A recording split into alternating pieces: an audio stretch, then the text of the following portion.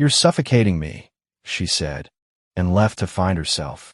But when her husband saw her in another man's car, something inside him broke. She thought she was empowered. She didn't know he was about to unleash a revenge so quiet it would leave her with nothing but regret. The clatter of dishes echoed off the kitchen walls as Adam Blake rinsed the last coffee mug from breakfast. The morning sun slanted in through the blinds, cutting golden bars across the granite countertops of their suburban San Diego home. To the outside world, Adam and Erin had the perfect life. 8 years of marriage, a modest but elegant house, and a sense of predictable comfort. But beneath the quiet, something was rotting. Erin stood across from him, arms folded, brows tight with indecision. She was 36, with chestnut hair tied up carelessly and eyes that darted like they were trying to escape the truth she was about to speak.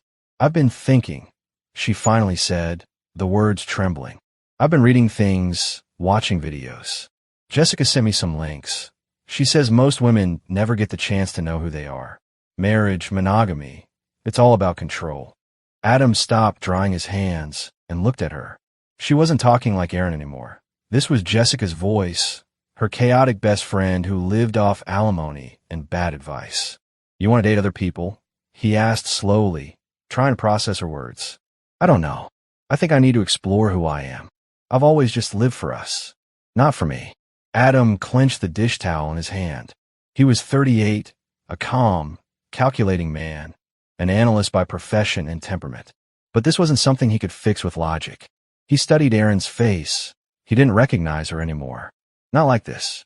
That evening, she left to meet Jessica, brushing past Adam like he was a stranger. He sat in the living room, muted television flickering across their wedding photo on the mantel. 8 years, and now this. The next few weeks were a blur. Erin moved in with Jessica. She called him occasionally, always with the same script. "I miss you. I'm just figuring myself out. I still love you, but I need this." He tried to be understanding, tried to stay patient. But then it happened. A Friday night. Adam's co-workers had dragged him to a pub downtown. And there, across the street, he saw her, laughing, clinging to a man in a leather jacket, the same arm she used to wrap around him.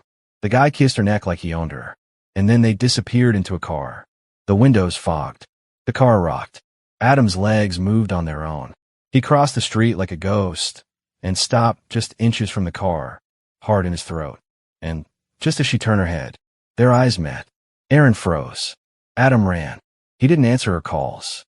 Not the next day, not the one after. The betrayal was no longer abstract. It had a face, a moment, a window. That weekend, Adam called Vincent Grady, his old college roommate turned divorce attorney. Vince was the kind of guy who didn't ask questions, just gave results. "She left me," Adam said. "She cheated. She's stringing me along, and I've been sitting here like a damn doormat." Vince's voice was calm. "So what do you want to do about it?" Adam stared at the photo on the mantel again. The life they built, the dream she discarded. "I want to make her regret it. All of it." Vince's grin was audible through the phone. "Good. Then let's begin." Adam didn't storm. He didn't scream. He didn't post bitter quotes online or beg Erin to come home. He did something far more terrifying. He went silent. And then he got to work. Vince laid out the blueprint with chilling precision in a dim booth at a diner just off I-15. The air smelled like burnt coffee and desperation. Adam, in a fitted button-down and quiet fury, looked nothing like the man who used to stay up late rewatching Pixar movies with Erin just to make her laugh. She left voluntarily. She's sleeping with other men. That means no spousal support if we frame it right, Vince said as he passed Adam a printed spreadsheet. "We move the money, pile the debt, split the assets legally. By the time she sees the inside of a courtroom, she'll be asking if it was worth it." Adam didn't flinch. "Let's begin. Phase 1. Vanishing the savings." Their joint savings account, $135,000, was the first to go. Every few days, Adam transferred chunks, $18,000, $22,000, $19,000, all under fabricated consulting payments, to a dummy LLC Vince had created, Summit Data Services. The paper trail was clean, the IRS wouldn't blink. From there, the funds hopped to a shell company in Nevada, and then vanished offshore into a blind trust in the Caymans. Erin would never find it. Not without a forensic accountant. And even if she did, community property law had no clause if she'd already abandoned the marriage while sleeping with others. Vince knew the legal gray like a surgeon knew anatomy. Phase 2. Debt that cuts both ways. The house, valued at $490,000, still had a $210,000 mortgage.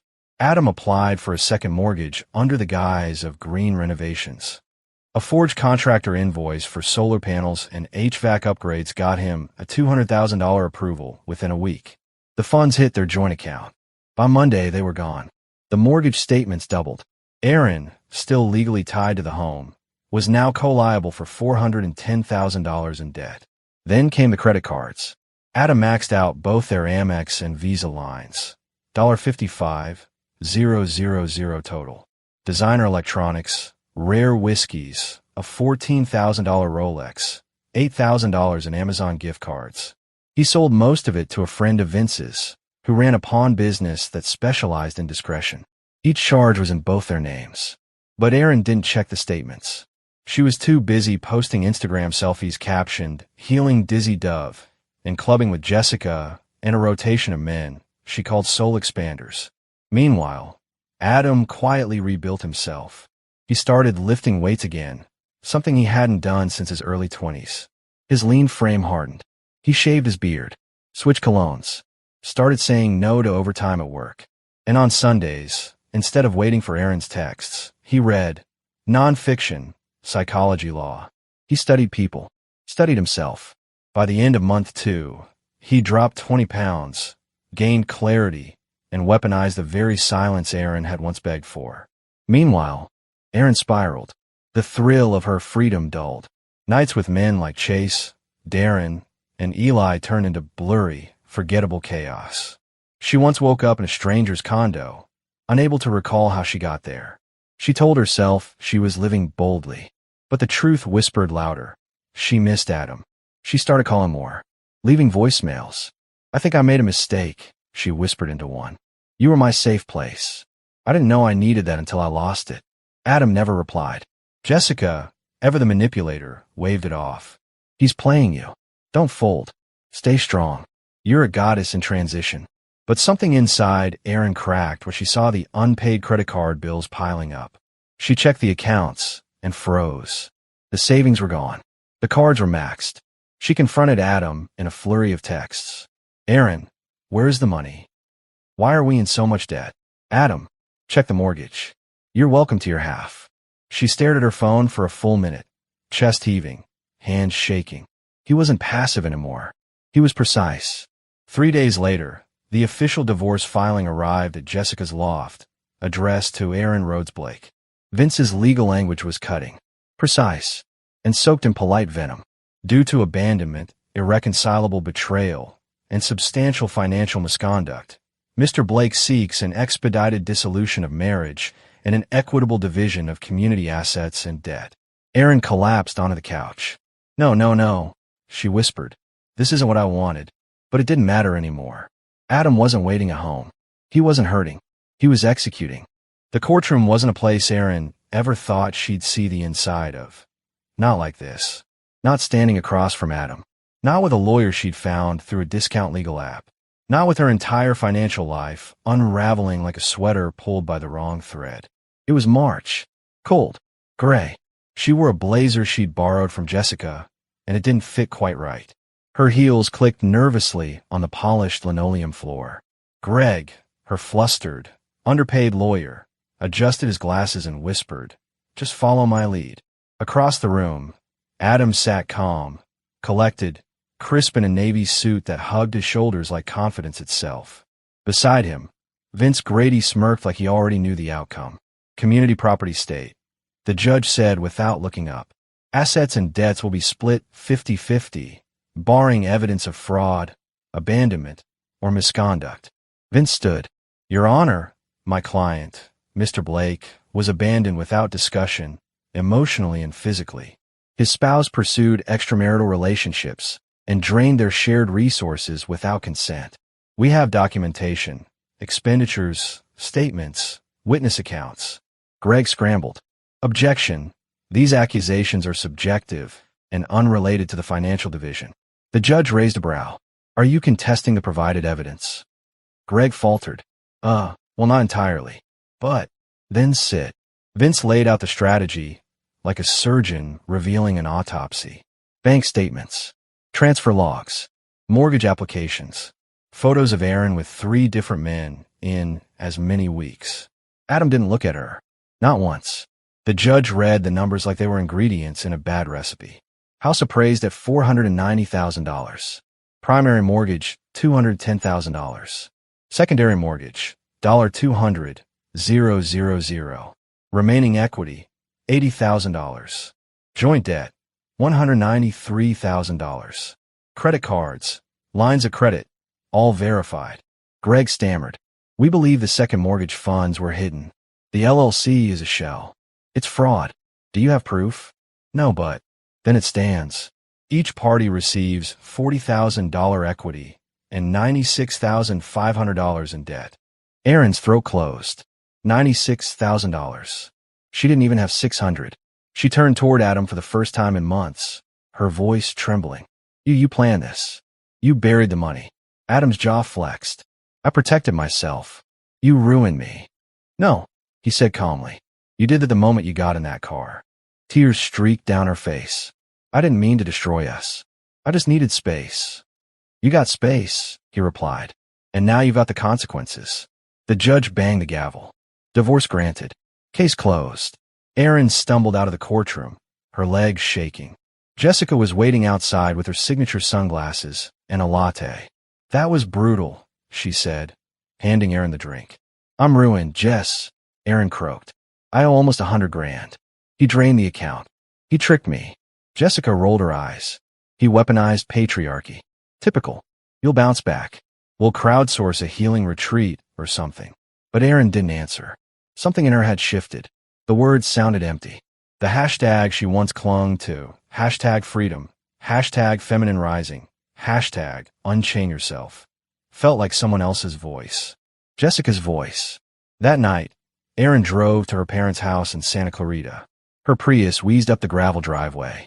She carried only a duffel bag and the weight of 1,000 regrets. Her mother opened the door, brows drawn. Her father stood behind her, arms folded. I need a place to stay, Aaron whispered. Adam left me with nothing. I made mistakes. They let her in, but the disappointment was thick. Her old bedroom was still intact. Her prom photos, her college acceptance letter pinned to the corkboard. She collapsed on the twin bed and sobbed like a teenager. The next morning, over burnt toast and stale coffee, her father finally spoke. You had a good man, he said softly. You let poison get in your head. Aaron stared at the table. I know. Her mother didn't sugarcoat it. You wanted to find yourself. Start here. No money, no men, no hashtags. Just you. Aaron nodded. Silent. Hollow. Somewhere across town, Adam was rebuilding his life. And Aaron? She was finally sitting in the ruins of hers. The days that followed the courtroom collapse blurred into a routine of shame for Aaron. Early mornings spent job hunting on outdated job boards, afternoons filled with awkward silences between her and her parents, and nights haunted by what-ifs. She couldn't look at herself without remembering Adam's final words in court. You got space. Now you've got the consequences. Her old room became a prison. The floral bedsheets from her teenage years felt like irony. Her parents didn't gloat. They were too tired for that. But the disappointment in their eyes was harder than any scolding. Jessica still texted. Links to spiritual blogs, feminist coaches offering $999 healing paths, and endless voice notes about empowerment. Aaron stopped replying. The first time she Googled debt consolidation, she realized the hole was deeper than she'd thought. The second mortgage she technically owed half on, default notices had already started coming. Her name was tied to it. Same with the credit cards. She tried selling a few of her designer bags and crystal jewelry Jessica had coaxed her into buying, but pawn shops weren't offering much. She applied a local boutique as a part-time clerk. Minimum wage. She folded blouses and smiled for tips. One afternoon, she caught her reflection in the dressing room mirror. Worn, thinner, sadder. The price of her freedom was etched into her face. Meanwhile, Adam had moved on. He met Lena at a charity event 6 months after the divorce was finalized. She was nothing like Erin. Quiet, grounded. No TikTok, no Jessica. She taught third grade and smelled like cinnamon and fresh notebooks. She listened when Adam spoke. Really listened. Not waiting to argue. Not waiting to insert herself. Their conversations weren't firestorms. They were sunrises. One evening, over grilled salmon and wine, he told her everything. I wasn't proud of what I did, Adam admitted, running a hand through his hair. I drained our accounts. Stacked debt she'd have to carry. I burned the bridge so thoroughly she'd never cross it again. I became someone else. Lena set down her fork. And did it work? He hesitated. Yes. And no. I got my closure. But sometimes, I still wonder if it changed me too much. You mean, hardened you? Maybe. Or maybe it's what I needed to grow a spine. Lena leaned in. Adam, there's a difference between revenge and protection. You didn't destroy her to win. You did it to survive. He smiled faintly. You sound like a therapist. She winked. I read a lot. That night, he kissed her gently in the doorway. And for the first time in years, he didn't feel like a man recovering from something. He felt like a man beginning something. Nearly a year after the divorce, Erin found herself working double shifts and sleeping on a pull-out couch in a cramped apartment she shared with two roommates from Craigslist. Jessica had all but vanished, now busy with her third divorce and a spiritual DJ boyfriend. Erin was alone, and that's when the real introspection began. She started writing in a journal. Not Instagram captions, not hashtag growth notes, but raw, unfiltered pages of truth. Every lie she told herself. Every time she ignored the guilt. Every time she blamed Adam for a prison she'd built with her own hands. She stopped calling what she did empowerment. She started calling it what it was, escape. One Sunday, she sat in a quiet coffee shop with a notebook in her lap and a pencil between her fingers. She wrote a letter she would never send. Adam, you didn't deserve what I did. You were the calm I needed but didn't know how to value.